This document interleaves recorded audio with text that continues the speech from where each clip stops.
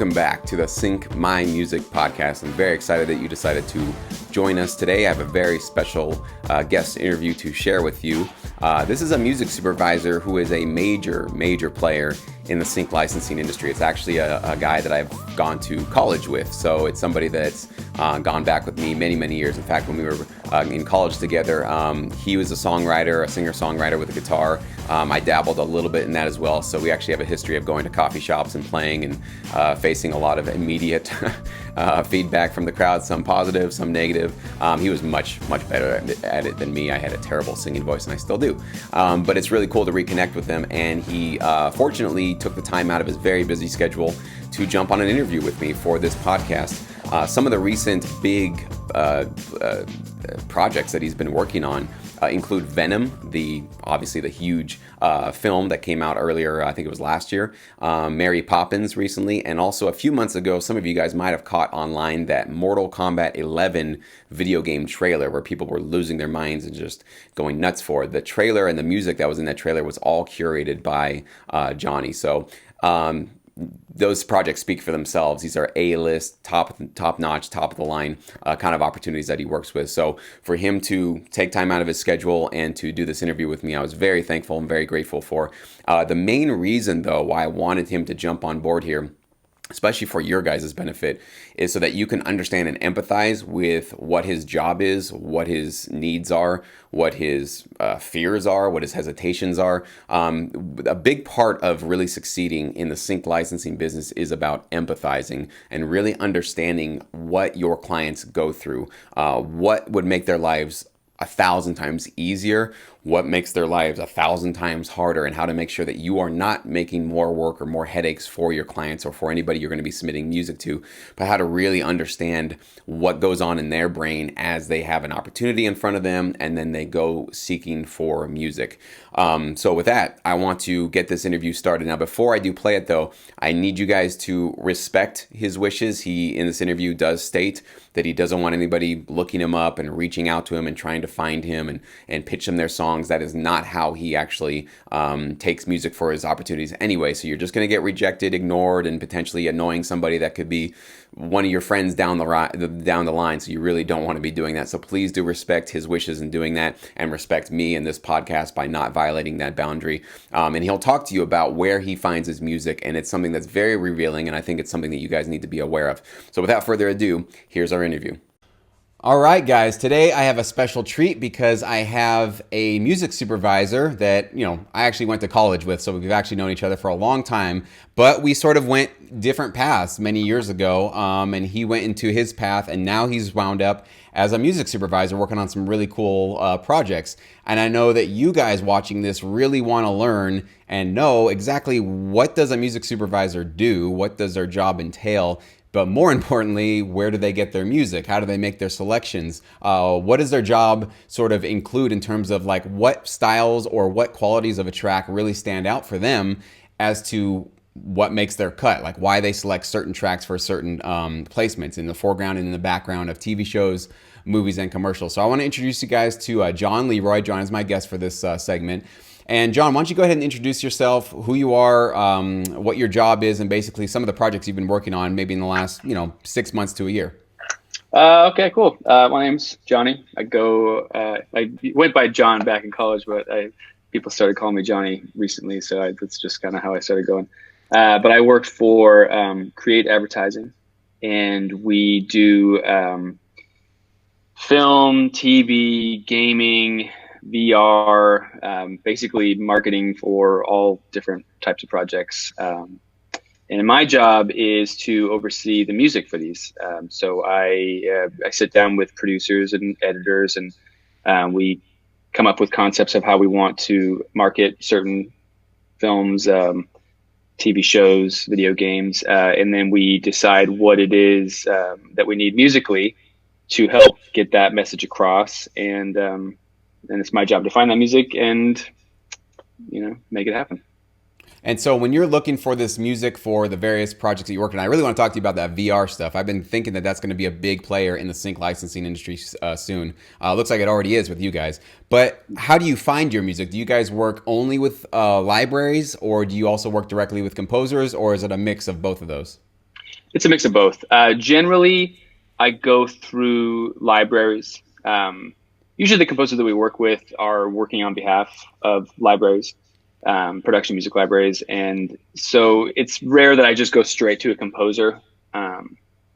But we do sometimes do that. We hire composers, but it's mostly going through libraries, different music vendors, licensing vendors. So yeah, it really depends on the project. And what would be one of those situations where you would go directly to a composer? Is there somebody that has maybe a proven track record, somebody you guys have worked with before? What would be one of those things? I know a lot of producers watching this, they a lot of the questions that I always get is, well, Jesse, because I always say go with music libraries, usually because I say music libraries have their hands out for the most part and they're looking for those submissions because they want to add to their catalog and they're always looking for fresh new talent to add to their roster. Music supervisors, generally, at least my impression, is that they get a lot more bang for their buck by also going to libraries because they get that vast amount of choice that they can have from all of the tracks. Whereas if they go with one or two composers, you can maybe get a couple out of each for this opportunity, but then you're sort of limited to those choices. So what would be a situation where you would maybe bypass a library and go straight to just a composer? Well, actually, we worked on a project for Leica Films at my last job, and we went with a specific composer because the client was friends with that composer, and so we got hooked up with him through the client, and so we directly worked with him and didn't go through a library. So generally, when I'm looking for stuff, I reach out to my contacts at libraries, let them know what it is that I need, and they are the ones who get the composer on the job that they think will do the best. Sometimes they'll get multiple composers and we'll get multiple options, but it's usually, since I don't know the composers directly, generally, I trust that the people that I work with at the different libraries will get the composer that will do the job best and fastest. So, and that totally relays into what I've been saying a lot too, which is in order to get those opportunities from somebody like Johnny here is you have to be their hungriest producer. So for you guys that are getting started with music libraries, you have to be the one that's hungriest, ready to work, available at all hours of the night and on weekends, and just at a moment's notice you can deliver. Because when Johnny has some sort of a gig like this where it's a last minute, I'm sure you can talk to us about some of those last minute, 24-hour or even less deadlines where you just need a piece of music right away for something because it needs to get out the door like yesterday. For those of you that are in that inner circle of a library because you've been submitting and working really hard to prove yourself, you're going to be the ones that get these sort of opportunities. That's the only way. There's really no shortcut to it. So that's kind of interesting that, even Johnny sees that too, that he basically goes with these people who have sort of vetted a lot of these producers themselves and these composers, so they know who they should be offering the gig to. Now, I know you've probably placed genres all over the place. You've probably done rock, pop, hip hop, EDM. I'm sure every style of music you've probably gotten into. Across all those genres and across every project you've worked with, are there some key factors and some key qualities that all tracks tend to share, or at least most of them tend to share, that usually stand out and make them more useful and licensable for your projects? Yeah, I mean, they basically, at the end of the day, they have to sound good. So, I get a lot of music sent to me on a daily basis, and I'll be honest, if it doesn't sound good, if it sounds unfinished, if it doesn't sound mastered or anything like that, I generally just pass over it. Like, it has to sound good because it has to catch my ear, because I need to get it to catch the editor's ear and the producer's ear. And we're looking for stuff that just has that, sparkle and shine, right? Because if it's going to go into a marketing campaign, it's got to sound good. So first of all, it has to be done and sound ready. It has to be dynamic generally. So, a song that starts on one level and ends in the same level is probably not going to work for us. We need to have the music help get the message across, has to push an emotion, has to help tell the story. So it has to go someplace. It has to have enough levels for us to work with. I also have to have an instrumental generally. If it's a song with lyrics, I have to have an instrumental version. Otherwise, we generally won't get past the first cut. And lyrically, it depends on the project. But usually songs with broader lyrics are going to get the most attention because they can be manipulated a little bit better, easier, rather than something that gets too specific, that we have to cut around. That's generally tough. So yeah, it has to sound great. It has to have in various, levels within there, and it has to be general enough lyrically that we can apply those lyrics to whatever message we're trying to get across. So that's kind of the same for any genre that I'm looking at.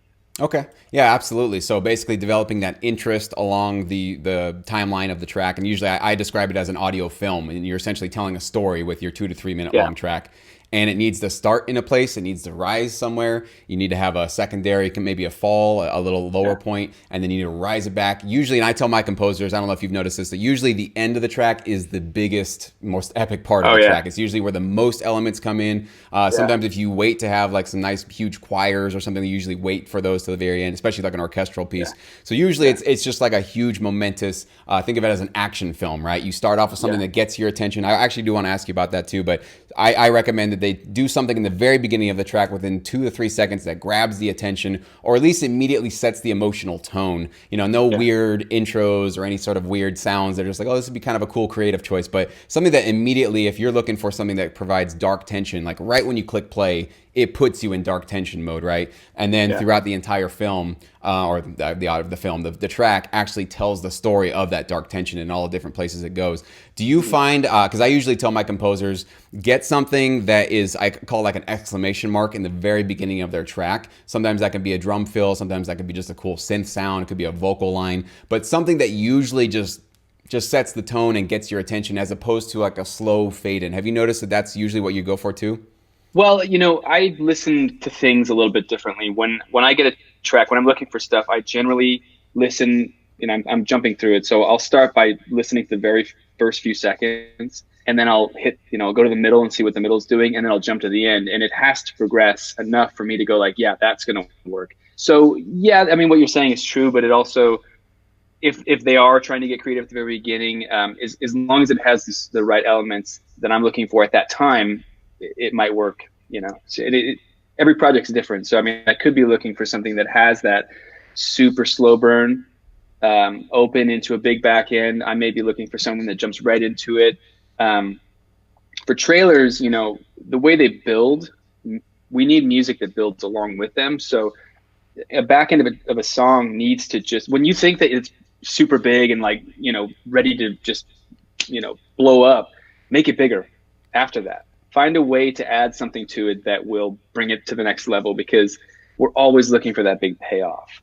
Songs just don't seem like they can't build enough, in my opinion, And the nice thing is I mean, especially with what we're doing here, is we generally get the stems of anything we're cutting with. So if it is too big or it does have something going on that we don't love, we can take it out, and that's one thing that composers should be aware of. Always have stems ready. Don't, like I say, if you finish a mix, bounce the stems out right away, just so you have them, so that if somebody's cutting with it and they need stems quick, you just get the stems to them and you'll probably progress along the cut. But sometimes we'll be cutting with something and we need stems and we can't get them, and we have to move on to the next idea. So and also don't take offense if an editor chops your song up like crazy, sometimes to the point where it's not even recognizable in the end. That's just what happens on our end. So if anybody, absolutely, I talk a lot if anybody about has issues, that won't work. Yeah, I talk a lot about providing those options to you guys, because I get this a lot when I give feedback to members' tracks. Is there's a lot of this looping going on where they found the cool 4-bar phrase and they just copied and pasted their way all the way through it, and that building is not happening. And so usually what I do as I review their tracks is I will just kind of what you're doing is I'll go through the first verse, second verse, chorus, and I'll always just show them, like, you see when I click here or here or here, it's kind of the same thing. I mean, you've added one little element here and there, but really we're in the same place. We really didn't get out of this valley, or we went to this huge place and we never left there. And that's all where we are for this track. So I think you're right. If you guys want to go ahead and, loop that 4-bar 28,000 times, you have a copy and paste function on your end, and you guys can make all those choices. And I would guess probably the vast majority of the placements you guys do, you do a lot of editing. I imagine it's fairly rare that you just have a track from start to finish that's completely left unedited. That's very rare, especially for trailers. For 30-second TV spots, we'll generally probably start with the one song and end with that same song. But for a 2.5-minute trailer, I mean, there's at least 2, sometimes 3, sometimes even more than that, cues that, are the Act 1, Act 2, and Act 3. It's pretty rare that one track can make it from the start to the end. They And can just you, don't do that. if you're allowed to, talk about any of the projects you've worked on recently that people might be aware of? Yeah, we did. We worked on Venom. That was a big one that we did recently. Mary Poppins. We've been doing a lot of stuff in the gaming world. We just did the Mortal Kombat 11, and like we did a couple trailers for Mortal Kombat 11. Yeah, the big one that unveiled during the Video Game Awards. I don't know if you saw that. It was I like a did. surprise. Yeah, that Hmm. was us. That was fun. We did for TV stuff. We do like the Legion campaigns that show Legion. Yeah, so we do a nice mix of comedy, action, sci-fi, whatever's going on, musicals. So Awesome. it's kind Yeah, of fun. I Yeah, love that Mortal Kombat trailer, man. That was the best thing ever. that was great. Yeah, that was fun. Absolutely. So when you're deciding to go through and select, let's say for like that Mortal Kombat 11 trailer part that you did, how many tracks are you guys considering? Or do you usually just sort of, do you usually just go with your gut, the first one that feels right to you? Do you guys usually just work with that? Or do you always kind of have an A/B test in terms of like, all right, let's try this track versus that track? How does that final selection process work? It depends on the project. Certain producers work different ways. Some producers I work with love a lot of music options. They love to, spin through ideas and, see what works, see what doesn't work, throw a song in a cut and see how it feels, try another one, some projects we do. We did Black Panther. We did a lot of that campaign. And our server has like 280 folders in it with song ideas. So, we spun through hundreds and hundreds and hundreds of songs for that campaign. Other projects are easier. We find a couple songs that work and the producer's happy, and it's like, let's go with it, see what happens. So it really depends. Some things are more cut and dry, budget limits sometimes affect, or well, not sometimes, always affect what we're doing. So it's like if we don't have a big budget on something, then our pool is a lot more limited. So that helps us make a choice a little bit faster. But some of the bigger campaigns that don't have any budgets, they're just, shoot to the stars. We work for months and months sometimes. So it can be frustrating because, I'll have an idea that I think is great. And I have to get it past the editor. And if I get it past the editor, then they've got to get it past the producer. And if everybody here's on board, then we got to get to the client, got to get it past the client. And then the client has their bosses, so like the chain of command is ridiculous. So there's a lot of places where a song can die. So yeah, each project's different, I wouldn't even say that there's like, an average amount of songs that we pitch for a project because it varies so dramatically. Gotcha. Yeah, that does make sense. And is there any hint or idea you might have as far as what is it about that final track that goes through all those levels and makes it all the way up to the client's boss that finally okays it and thumbs it and then obviously pays the money? Do you know? I know it's very subjective. This is the really tricky part about this business, especially for producers, because it's like, well, I want to get my tracks placed, but you can't control what people think and you can't control how they observe and react to your music. And everybody will react differently and think something that you think is perfect for the spot, the client is not feeling. So have you noticed any patterns in terms of what is it about the tracks you finally do get approved that moved the client or moved the final decision maker? Was it an emotional thing? Is there a lot of politics involved? Like, what's the final thing that finally gets somebody to go like, all right, stamp of approval, let's get this going? It's the moon and the stars aligned perfectly. A tiny miracle happened. Anytime a song finishes in a trailer, it is almost like a miracle because it just, there's so many levels that it has to go through. So I wouldn't say that there's anything specific that would make it, finish. A lot of times I find like some of our earlier ideas generally are the ones that end up finishing. So like we'll come up with some ideas at the very beginning of a campaign and we'll try them out and we'll send them off. They might not work. We'll spin through a lot of other ideas. And then in the end, the client is like, you know what? I really like that first one. We'll go with that. So it really has to check all the right boxes. It has to work. It depends on the project. If it's we're looking for a commercial song, it has to have the right tone. It has to have the right lyrics. It has to be within the budget of the campaign. Yeah, it really just, it has to be the perfect song. So finding that sometimes can be difficult, but um, yeah, there's just so much music to choose from these days. So we definitely have a lot of resources to pull from. Absolutely. I just want to make one little piece of advice here for those of you watching. This is why in my career, I call these custom opportunities, getting a trailer placed, getting an ad campaign, the Mortal Kombat thing.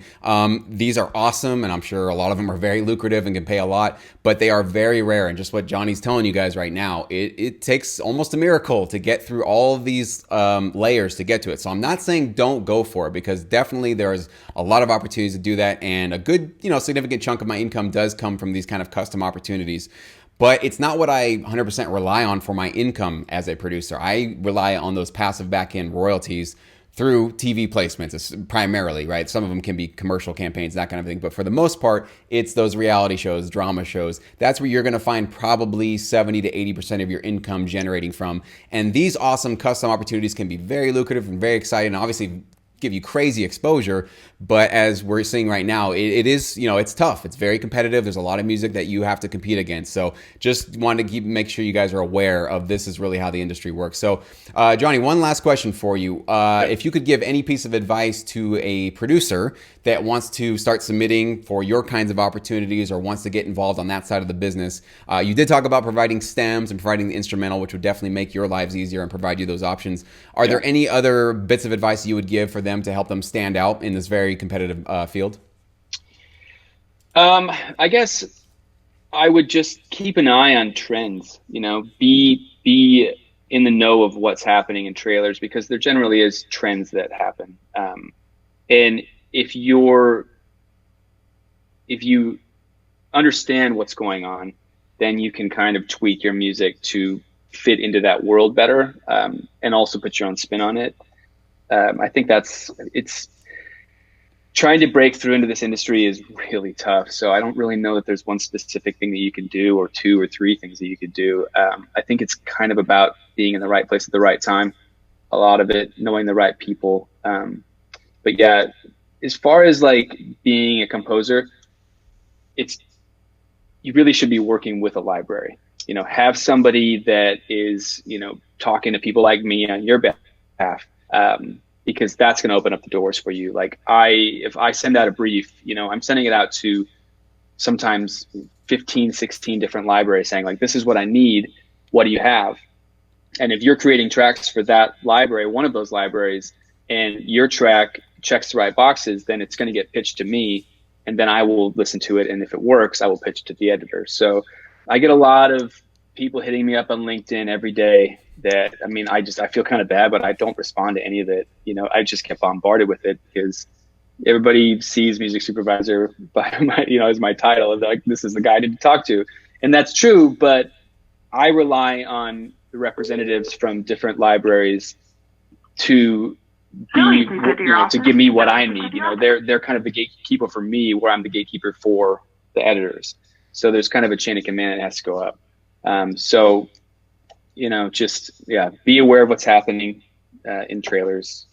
Have somebody working on your behalf, and just be willing to, like you said, work Sunday at 3 a.m. if you need to, because a lot of times I'll get stuff in on a Friday night, be like, oh my God, we need new music by Monday. So I'll send out, the email to all my people, and I need something over the weekend. And unfortunately, people got to work, and it happens to me all the time too. So it's like, yeah, just be open, be hungry, be excited, be willing to change if you need to change your music. Don't ever feel too connected to it, because it's going to get manipulated and edited, and sometimes it won't even sound the same at the end as it did at the beginning. So yeah, that's about it, I'd say.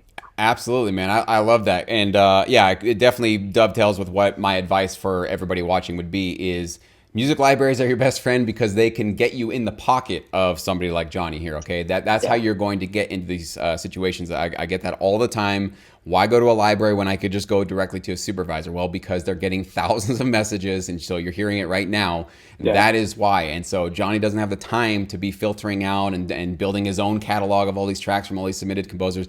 He's got a job, which is to find the right tracks for the projects that he's working on. So he's not in the business of screening and filtering out submissions. But guess who is? Music libraries. They have people like on salary that are designed to do that. And a lot of times it's just the owner who just works 80 hours a week to be able to do that. So they provide a very valuable role, and they provide a great access point for those of us that are just working from our home studio. So I do encourage you guys to go with that music library direct route. So Johnny, thank you so much, man. I do appreciate your time today. You got it, man. Happy to help.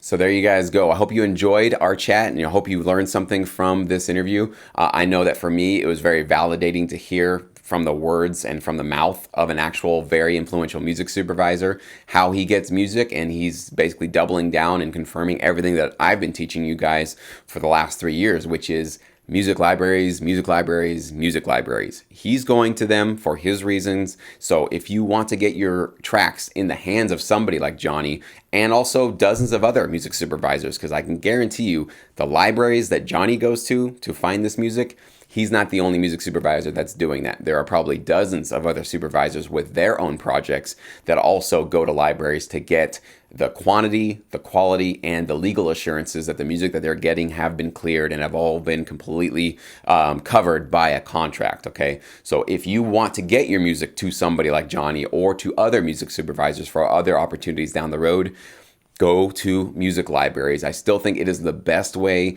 to partner, to get your foot in the door. These are companies that want to accept you. Their hands and arms are wide open. They're looking for you. They really want to be blown away by your music. And also by partnering with a music library, it saves you all that time and effort for you having to go out and individually network with maybe 50, try to network with 50 different music supervisors or individual people who have placement opportunities. A lot of times you're just going to get ignored or just rejected anyways because they don't have the time, energy, or need to deal one-on-one with individual composers. But it also frees you up all that extra time to just do what you really love to do, which is like what I just love to do, make music, just produce music. If we're going to call ourselves a TV film composer or producer, whatever you want to call yourself, you better be doing that every single day. You better be producing something. You better be composing something. That should be the vast majority of the time you're putting into your career, doing your craft, actually opening up your DAW and producing tracks.